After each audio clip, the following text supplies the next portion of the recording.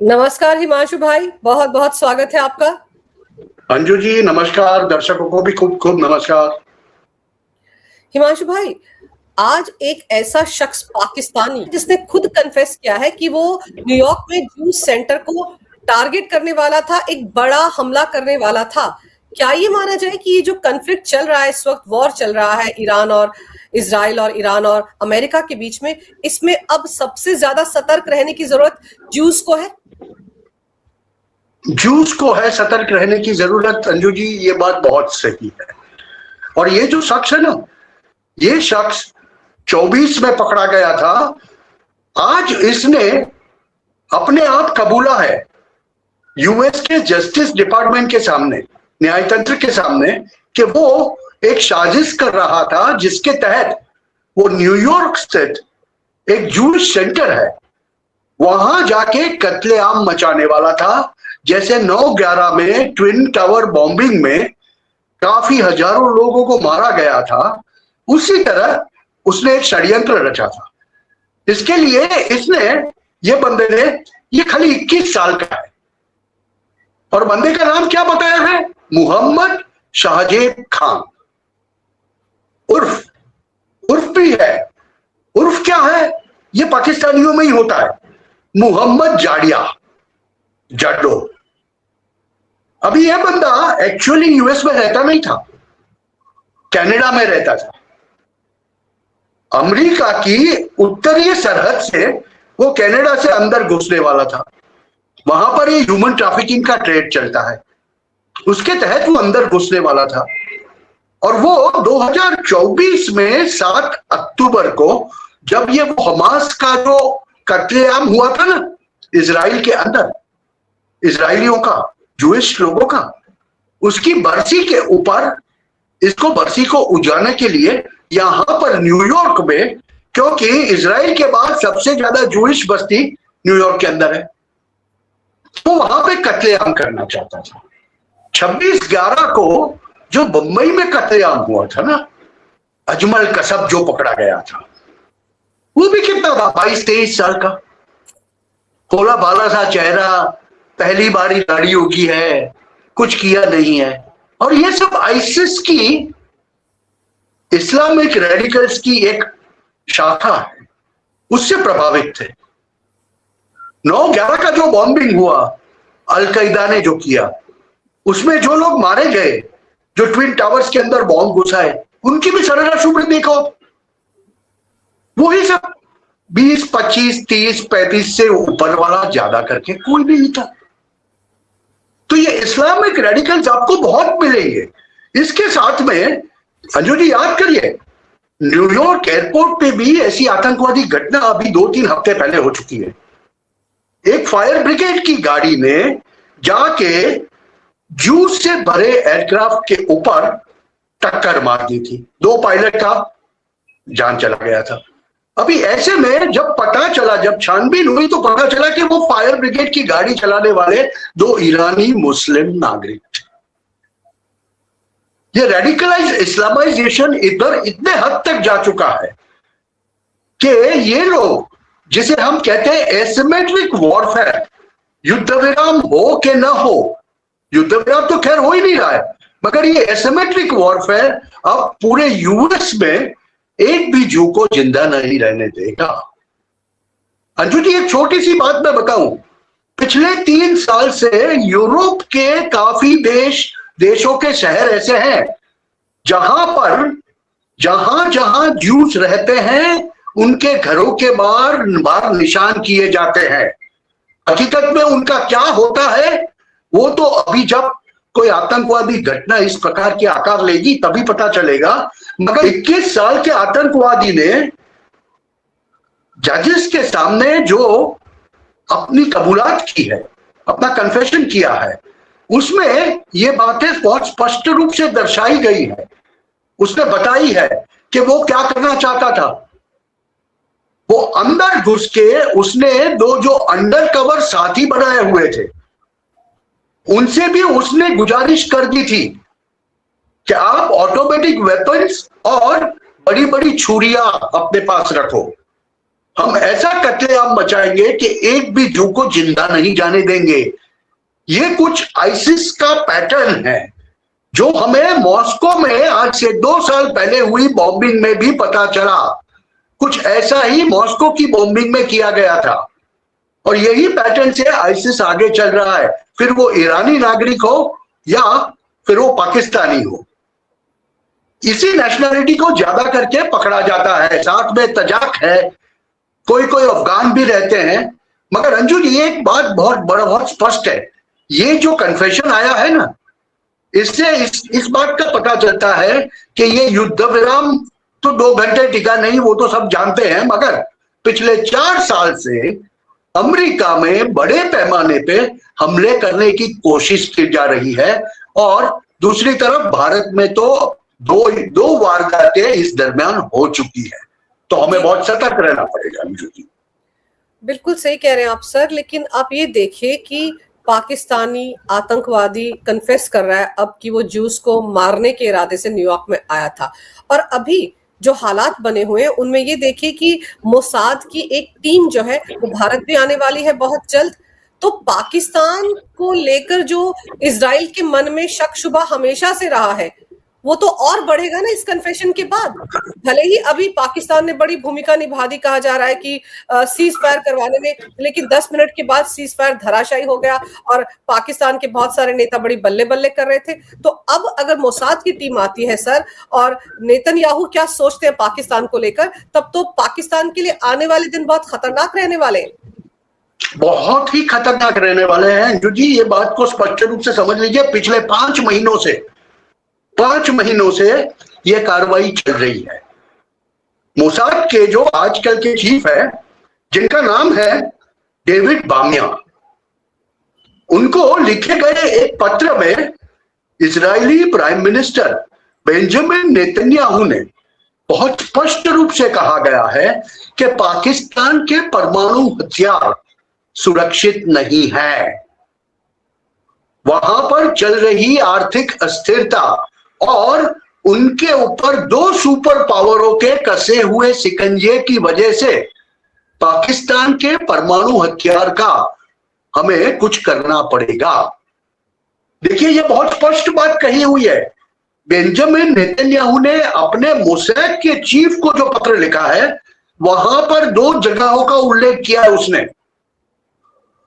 एक तरफ बोलारी और दूसरी तरफ नूर खान। ये दोनों जगह पे पाकिस्तान के परमाणु हथियार रखे हुए हैं, ऐसा इजरायली प्राइम मिनिस्टर कह रहा। उसने अपने मोसाद चीफ को लिखे हुए पत्र के अंदर बताया है और उसने कहा बोलारी में जो रखा हुआ है वो बहुत चिंता का विषय है, क्योंकि ये जगह जो है उसके नजदीक में विदेशी महासत्ता का जमावड़ा है। ऑब्वियसली वो जो बात कर रहे हैं वो चाइना और यूएसए की बात कर रहे हैं कि 2 महासत्ताओं के बीच में गिरा हुआ है, और दूसरी तरफ नूर खान की बात कर रहे हैं। इसमें बीबी ने कहा है बहुत स्पष्ट रूप से कि नूर खान में आज नूर खान के आजू बाजू में एक ऐसा वातावरण स्थापित हो गया है जहां पर करप्शन और आंतरिक साठमारी की वजह से ये न्यूक्लियर आर्सेनल सेफ नहीं है। मैं आपको एक वाकया याद दिलाना चाहूंगा।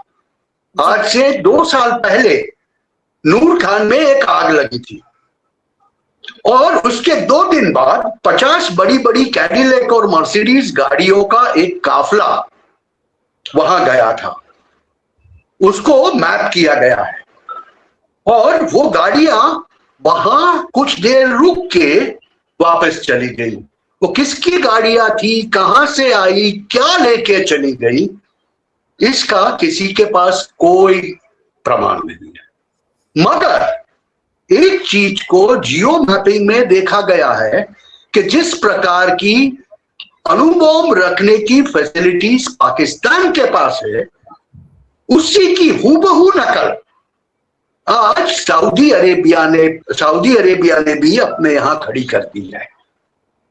अभी इसको जोड़िए आज की 2 दिन पहले की घटना से जहां पर सऊदी अरेबिया ने पाकिस्तान को 5 बिलियन फिर से ऑफर किए हैं, जबकि पाकिस्तान ने सऊदी अरेबिया की कोई भी शर्त अभी तक मानी नहीं कि भाई हम आपका 25,000 का सैन्य भेजो हूतियों के सामने लड़ने के लिए, हमारी आके रक्षा करो ईरानी मिसाइल से।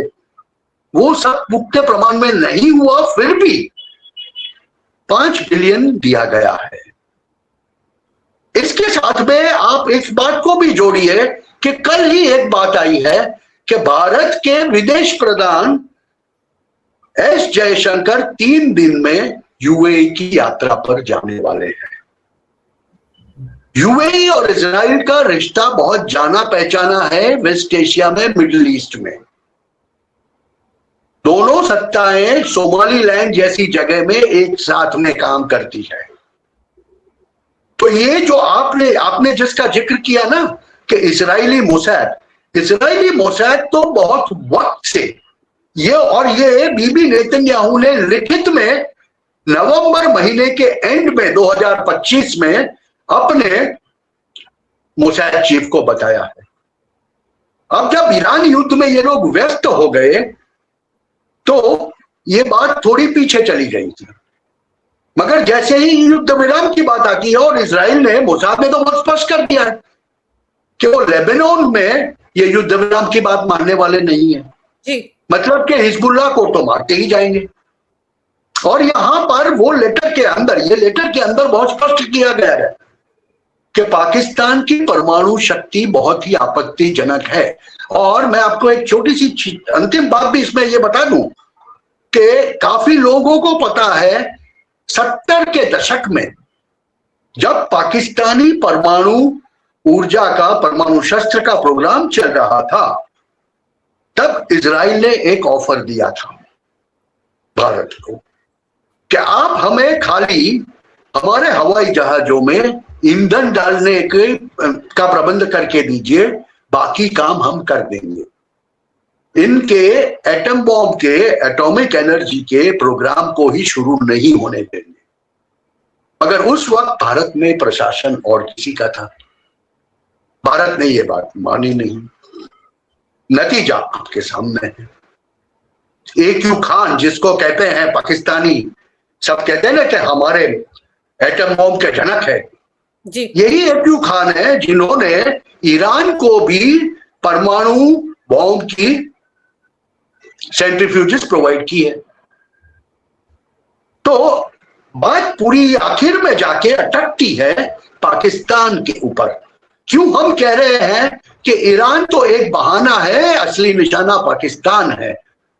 तो ये जैसे ईद आती है तो मुर्गे को और बकरे को खिला पिला के तंदुरुस्त किया जाता है, वैसे वो दौर चल रहा है पाकिस्तान का, उसको बहला के, फुसला के, टॉमी इधर आ करके बुला के, पास में बिठा के, लंच खिला के तगड़ा मगड़ा किया जा रहा है कि जिससे वक्त आने पे उसका वध किया जा सके। और ये दोनों फैसिलिटीज भारत की नजर में है मंजू जी। बिल्कुल भारत की नजर में है और मोसाद की नजर में भी है, इजराइल की नजर में भी है। और ऐसे में मोसाद की टीम भारत आएगी, पाकिस्तान के कान तो खड़े हो जाने चाहिए। और ऊपर से ये जो तथाकथित फ्लॉप सीजफायर जो करवाया है, जिसका दलाल पाकिस्तान है, उसके बाद आप उनके तेवर देखिए। जो ख्वाजा आसिफ है, विदेश मंत्री पाकिस्तान के, वो कहते अब हमको इजराइल को सबक सिखाना होगा, उसका इलाज करना होगा। उनको लग रहा है उन्होंने पता नहीं क्या काम कर लिया है। मोसाद ने जैसे काम ईरान में किया वैसा काम वो पाकिस्तान में नहीं कर सकते। पता भी नहीं चलेगा इनका मुनीर कहां गया। मुनीर ही नहीं, सिर्फ मुनीर ही नहीं, एक बहुत बड़ा लिस्ट बना हुआ है मोसाद के पास पाकिस्तान के अंदर भी ठोकने के लिए। जैसे पहले 10 दिन में ईरान के अंदर 20-25 बड़े बड़े राजनेता और कमांडर्स ठुक गए, वैसे पाकिस्तान में भी होगा। और पाकिस्तान के अंदर तो जैसे आपने ख्वाजा आसिफ का जिक्र किया कि अब इजराइल को हमें ठीक करना होगा, वो ऐसा समझने लगे कि लंच खा के आके बैठे तो यूएसए इजराइल को छोड़ के आपको अपनाएगा। ख्याली पुलाव बहुत अच्छे हैं, ख्याली पुलाव बहुत अच्छे हैं। अरे इजराइल की तो बात छोड़ो, भारत को छोड़ के भी पूरा पूरा पाकिस्तान को नहीं अपनाया जाएगा यूएसए द्वारा। क्योंकि यूएसए को यह पता है कि गधा कौन है और घोड़ा कौन है। हम पाकिस्तानियों की बात करें तो पाकिस्तान तो एक खच्चर बनता जा रहा है, धीरे धीरे धीरे उसकी उपयोगिता कम होती जा रही है। आज पाकिस्तान की उपयोगिता थी ईरान युद्ध के लिए, यहां पर उसकी उपयोगिता कैसे की गई? मैसेंजर बना के, दलाल बना के। अब जाके दूसरी बार अगर समझ लो ये सीज फायर पूरा का पूरा टूट गया, या 2 हफ्ते बाद सीज फायर के बाद भी कोई भी प्रकार की संधि नहीं हो पाई, तो होगा क्या? युद्ध फिर से शुरू होगा। पाकिस्तान की सरोजमी को यूज करके अमेरिका जब अंदर घुसाएगा ईरान की पीठ में खंजर भोंकने के लिए, तब पाकिस्तान की स्थिति क्या होगी? गृह युद्ध तो होगा वहां पर। 33 से 40% शिया है, तो अंदर ही अंदर लड़ेंगे। ऐसे में जब उनका विदेश प्रधान कहता है हम इजराइल को, यह है ना बहुत एक पॉपुलिस्ट नारा है पाकिस्तान के अंदर कि पहले हम इजराइल को खत्म करेंगे, मगर हमारे नजदीक भारत है तो पहले भारत को मार लेंगे। यहूद हनूत वाला जो चक्कर है वो उनके दिलो दिमाग पे छाया हुआ है। अभी ऐसी स्थिति में जब भारत एक प्रकार से नोटेम देता है, भारत ने फिर से बंगाल के उपसागर में भी नोटेम दे दिया अब 12 तारीख से 1600 किलोमीटर का। अभी ऐसी स्थिति में जब हम देखें तो उनको पता है कि उन्हें मार पड़ने वाला है, मगर दुनिया के सामने वो ऐसा दिखाना चाहते हैं कि हम वेस्ट एशिया के सबसे बड़े न्यूक्लियर पावर है, एटॉमिक पावर है, इस्लामिक बॉम्ब हमारे पास है। अभी वो इस्लामिक बॉम्ब कहां है, ये बात बीबी नेतन्याहू ने ऑलरेडी 5 महीने पहले कह दी है कि वो शायद है फॉरेन पावर के हाथ में, उसकी चाबियां, उसकी सत्ता, मगर पाकिस्तान उस पर उछल कूद कर रहा है। जैसे अब्दुल बासित ने कहा था ना कि हम अमेरिका तक तो नहीं पहुंच सकते, हमारी मिसाइलें नहीं पहुंच सकती, मगर हम दिल्ली बंबई तो पहुंच ही सकते हैं। वैसे ही ख्वाजा आसिफ ने भी बोल दिया, पाव पाव के बॉम्ब की बात करेंगे वो। इसीलिए आप याद करें जब ऑपरेशन सिंदूर हुआ था, हमारे आर्मी अधिकारियों ने जब उनको सवाल पूछा गया कि क्या आपने कैराना बॉम्ब पे कि कैराना हिल्स के ऊपर बॉम्बिंग की, तो उन्होंने पलट के सवाल किया था कैराना किधर है, हमें तो पता ही नहीं। ये जवाब बहुत कुछ कह जाता है। आज साल 1.5 साल बाद, साल होने को आया है इस चीज को, तब जाके बता सकते हैं कि पाकिस्तानियों ने काफी चीजें ऐसी की है जिसकी जानकारी अंतरराष्ट्रीय समुदाय को नहीं दी, और यह जानकारी आप दोगे नहीं तो कोई मारेगा आपको। अगर आप परमाणु के शस्त्रों के ऊपर यह होता है कि हम हर साल एक दूसरे को अपनी अपनी शक्तियों की और कहां पर है बेसिस उनकी ऑफिशियल जानकारी देते हैं, हर एक परमाणु पावर, ये प्रोटोकॉल है। जब कोई राष्ट्र नहीं देता और छिपा के रखता है और दुश्मन राष्ट्र को पता चल जाता है, यही मोसाद आता है, यही रॉ आता है। सर, ख्वाजा आसिफ जब इस तरह की भाषा बोलते हैं कि हम इजराइल का इलाज कर देंगे, तो इजराइल तो उनका इलाज करने के लिए बेताब नजर आ रहा है। नेतन्याहू बार बार बोल चुके हैं कि हम तो ईरान के बाद पाकिस्तान को ठोकेंगे, और 26/11 आतंकवादी हमले में जब ज्यूज सेंटर को टारगेट किया था उस वक्त आतंकवादियों ने, उसके बाद से इजराइल पाकिस्तान के खिलाफ कार्रवाई करने के लिए बहुत ज्यादा बेकरार है। तो अब तो अगर ये इजराइल का इलाज करेंगे तो इजराइल इनका इलाज पक्का कर देगा ईरान के बाद। नहीं, इजराइल देखिए इलाज कोई करने को आता है तब तक रुकता नहीं है अंजू जी। इजराइल की एक आदत है कि जब उनको पता चलता है कि मेरा ये दुश्मन है, तो दुश्मन वार करे उससे पहले वो मार देता है, प्रीएम्प्टिव स्ट्राइक्स कर देता है। तो हमें इजराइल द्वारा ये होता हुआ दिखे तो मुझे कोई ताज्जुब नहीं होना चाहिए। और इस वक्त की भारत सरकार और भारत का बदला हुआ मूड और तेवर, इसको देखे तो जब इजरायली सरकार भारत के बेसिस के ऊपर कहेगी कि हमें रिफ्यूलिंग करने दो, तो क्या भारत मना करेगा? इजरायली सरकार तो बहुत स्पष्ट रूप से भारत से यह मुआहिदा कर चुकी है कि हमारे जरूरी हथियार भी आप भारत में प्रोड्यूस करोगे, जॉइंटली प्रोड्यूस करोगे, हमारी जरूरियात को भी आप संतोष होगे, पूरा कर दोगे और साथ में आप उसको एक्सपोर्ट के मार्केट में भी ले जाओगे। तो भारत के साथ तो इजराइल का मुआहिदा जो हो रहा है, जो अंडरस्टैंडिंग है, that is of a true nature. ऐसे वक्त में जब पाकिस्तानी प्रधान एक बाजू आसिम मुनीर जाके सौदा करता है, दूसरी तरफ ख्वाजा आसिफ बकवास करता है, तो मतलब ये है कि इनकी राह देखी जा रही है। ईरान को निपट ले। देखो, इजराइल की मंशा तो बड़ी स्पष्ट है। अगर समझ लो सेसेशन ऑफ हॉस्टिलिटीज करना इजराइल के हाथ में होता तो वो करता ही नहीं, वो तो मारता ही रहता, जैसे उसने लेबनान में मारना शुरू रखा है। और यही चीज एक बारी समझ लो ये परमानेंट सीज फायर हो गया, स्टेट ऑफ हॉर्मुज रेगुलरली चलने लगा, ऐसी स्थिति में आप देखोगे कि there will be preemptive strikes from Mossad helped by Indian रॉ। हर एक चीज जो भारत द्वारा की जाती है वो खाली भारत द्वारा नहीं की जाती। हर एक चीज जो इजराइल द्वारा होती है वो भी खाली इजराइल द्वारा नहीं होती। दर्शकों को यह बात समझने की जरूरत है, आज के सहयोग के जमाने में इंटेलिजेंस का कोऑपरेशन जिन जिन देशों के साथ में होता है जी, वो उसी हिसाब से चलते हैं। और भारत और इजराइल के बीच में बड़ा अच्छा सामंजस्य है आजकल।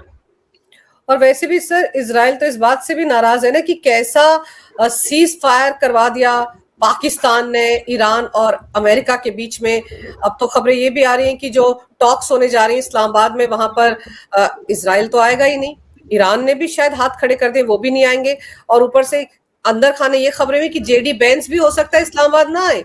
तो खटाई में तो सीज फायर पड़ गया है, लेकिन कहीं ना कहीं ईरान के साथ साथ पाकिस्तान हमेशा से इजराइल के निशाने पर रहा है और अब ईरान का इलाज काफी हद तक हो चुका है।